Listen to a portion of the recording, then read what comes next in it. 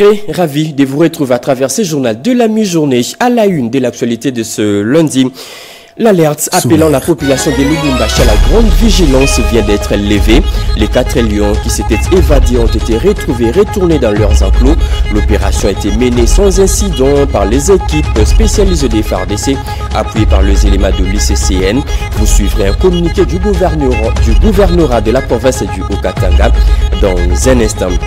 Également, au sommaire de votre 13h30, deux ex-rebelles du groupe armé Zahir Mabanga, transformés en ouvriers dans le territoire d'Irumu en Ituri. Ils vont désormais se lancer dans l'élevage des bovins et dans plusieurs travaux communautaires. Ces anciens rebelles ont reçu des matériaux nécessaires pour le début de ces travaux. Une initiative du PDD-RCS appuyée par la MONUSCO. Voilà tout pour le titre. Mesdames et messieurs, bonjour et bienvenue à vous sur nos régionales, la radio-télévision nationale congolaise.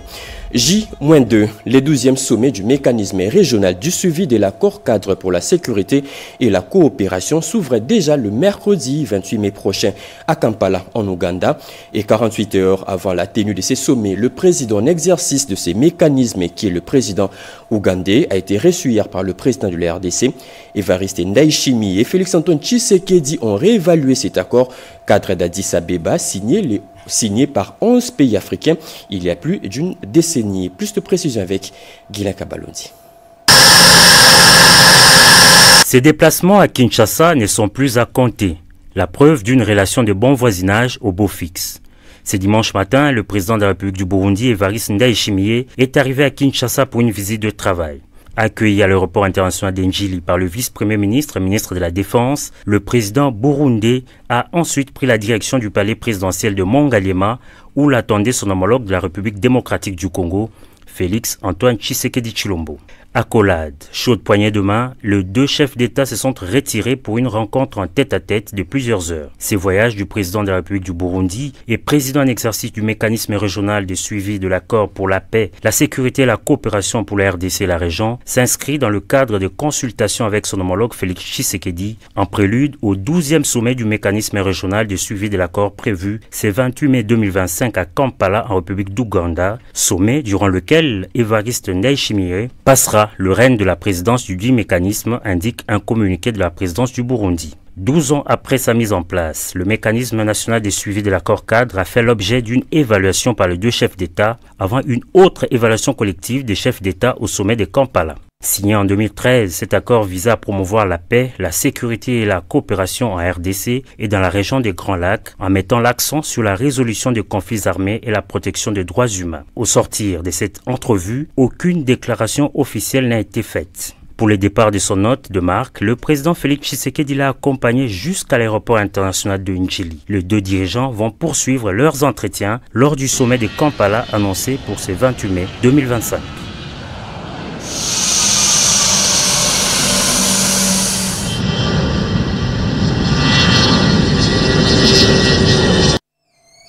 Et puis un petit rectificatif avant de poursuivre ces journaux. Le président Ndayishimiye est le président burundais et non ougandais comme je le dis tantôt. Poursuivons ces journaux. La route de l'espoir Kananga-Kalambambouji, un des chantiers prioritaires pour le gouvernement congolais.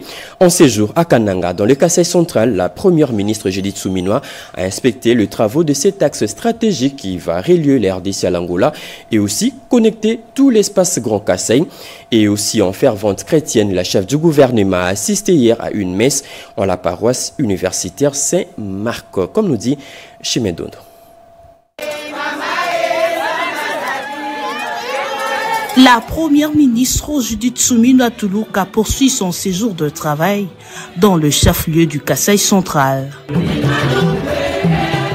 Dimanche 25 mai, elle a enchaîné le visite symbolique et descente sur le terrain, débutant par une messe à la paroisse universitaire Saint-Marc, avant d'inspecter plusieurs chantiers prioritaires. Sur les sites de projet Mégatron, une centrale solaire censée alimenter la ville en électricité, la chef du gouvernement a dénoncé l'arrêt de travaux et exigé une relance immédiate. Plus tard, cap sur la route Kananga-Kalamba-Mbouji, un axe stratégique de 230 km qui reliera la RDC à l'Angola. Je dis que le président de la République a pris des engagements, le gouvernement et tous les services étatiques font de leur mieux pour le faire. C'est vrai qu'on a des contraintes. Tout projet a des contraintes, mais on doit aussi, et comporte des risques.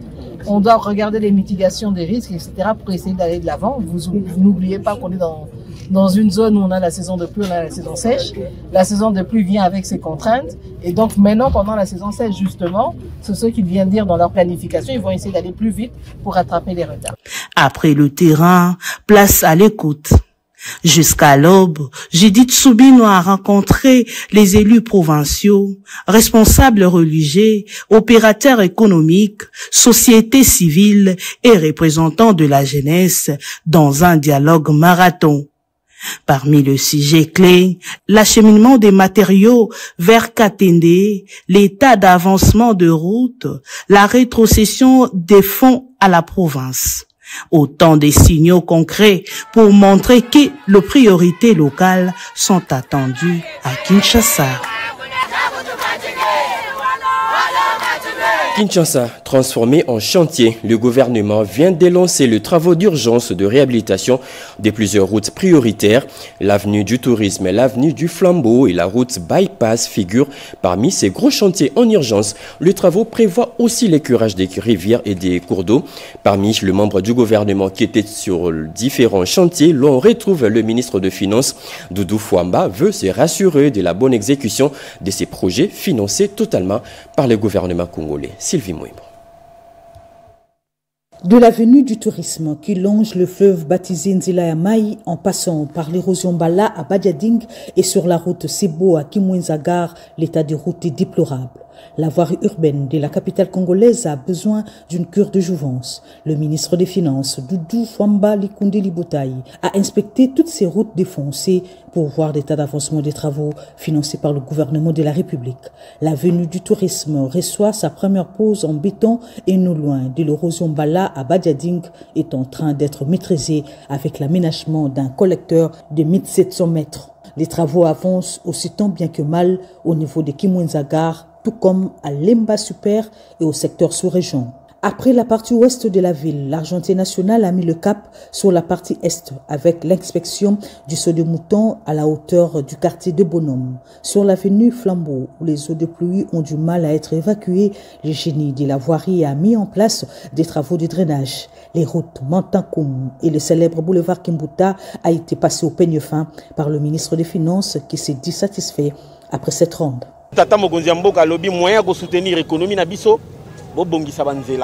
Pour soutenir notre économie, nous devons construire les routes à travers la République. Décision prise par le chef de l'État dans sa nouvelle politique axée sur le désengorgement de nos territoires.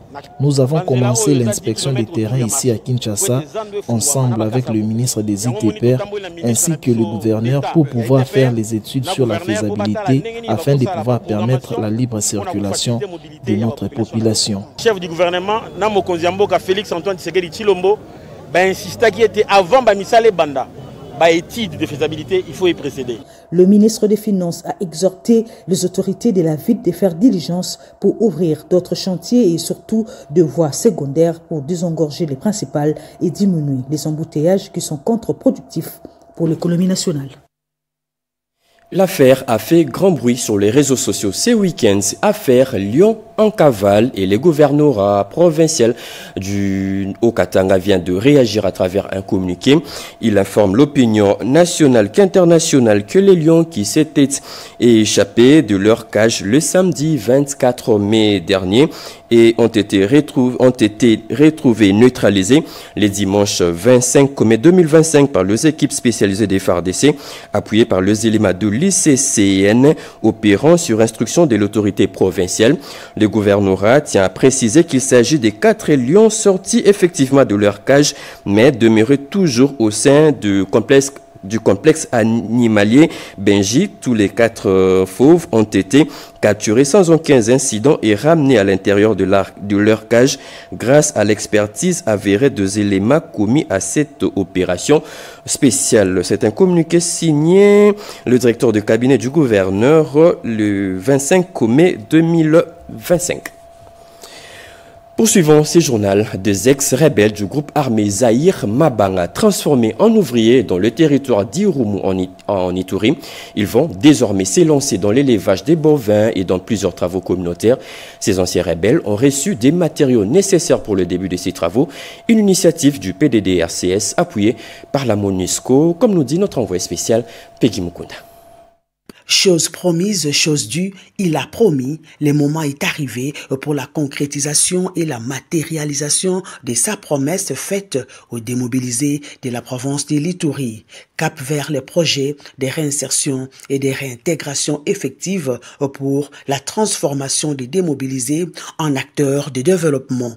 L'homme de parole et du terrain, Jean-Dédié Désiré Ntangatita, coordonnateur national du programme de désarmement, démobilisation, relèvement communautaire et stabilisation, PDD-RCS, vient de lancer officiellement à Tchéri, dans les territoires d'Irumu, les 10 projets pour les démobilisés du groupe armé Zahir de Mabanga. Le moment est venu de répondre à l'appel de la République. La main tendue du chef de l'État est sincère. Sa parole est fidèle. Son engagement est irréversible.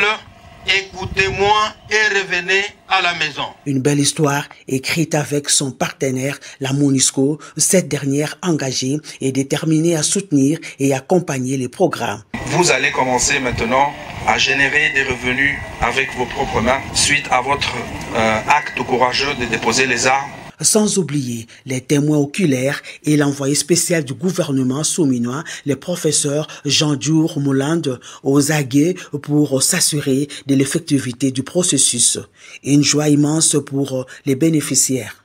Me faire rentrer dans ma famille propre, en tout cas, je dis merci. Nous ne pouvons que dire merci quand nos jeunes enfants sont de retour à la maison. Missa Langue Banda pour la matérialisation de la vision du chef de l'État, Félix Antoine Tshisekedi, qui tient à la stabilisation dans l'est du pays. Et puis c'est communiqué, le cabinet de l'auditeur général près la haute cour militaire informait l'opinion publique que sur les réseaux sociaux circulent des informations erronées attribuées à l'auditeur général, lequel font les buzz sur plusieurs forums au sujet des activités parlementaires du Sénat de notre pays. Les cabinets de l'auditeur général près la haute cour militaire tient à démentir ces faux propos et à préciser qu'étant soumis à l'obligation de réserve, l'auditeur général n'a tenu aucun point de presse ni accordé une interview à un quelconque journaliste et ne s'est confié encore moins à un organe de presse pour ce faire. La photo et les gardes militaires qui apparaissent sur les pseudo-posts internet datent d'avant la prise de fonction de messieurs l'auditeur général. En conséquence, son cabinet met en garde les auteurs de ces fameux posts internet tout en les prévenant qu'ils n'hésiteraient pas à les traduire en justice pour qu'ils subissent la rigueur de la loi au cas où ils seraient démasqués. Fait à Kinshasa le 23 mai 2025, le directeur des cabinets de l'auditeur général près la haute cour militaire, Makutu Mwendele Odon. Les femmes du territoire des Faradjé dans le Haut-Touélé solidaires à la population de l'Est victime d'une guerre d'agression. Ces femmes viennent de faire un don de quelques produits agricoles à cette population meurtrie. Un don remis au ministre d'État en charge de développement rural, Moindo Nzangi.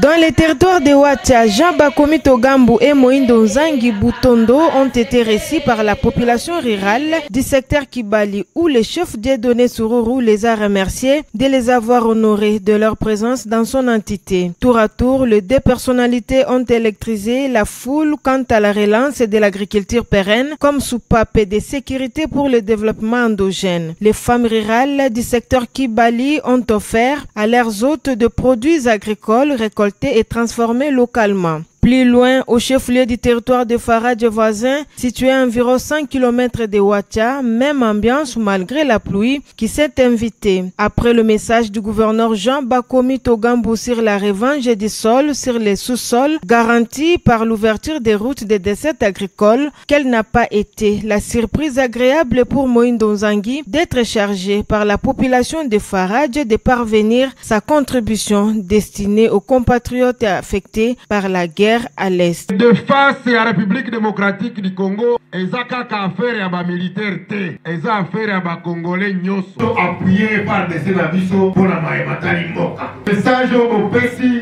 c'est un message important et ça me touche. Ezola kisanga ke attaque au biso kwa za bitumba bino pe oza elongo na biso na kati ya malheur au za na ngora pays. Merci beaucoup pour la population de Faradje. Et votre message que vous venez de faire, vous ne savez pas son importance. Et beaucoup bakango après.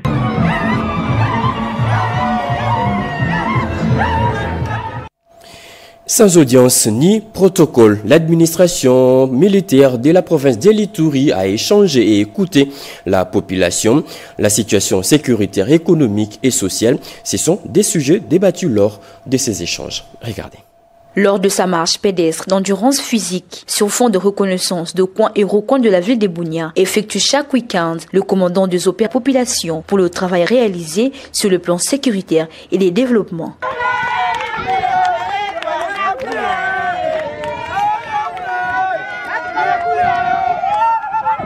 Certaines séances de sport, mais un gouverneur militaire trouve toujours l'opportunité pour prodiguer des sages conseils à ses administrés qu'il rencontre sur son itinéraire. Ici, ce sont les écoliers de l'école Elika qui en sont bénéficiaires.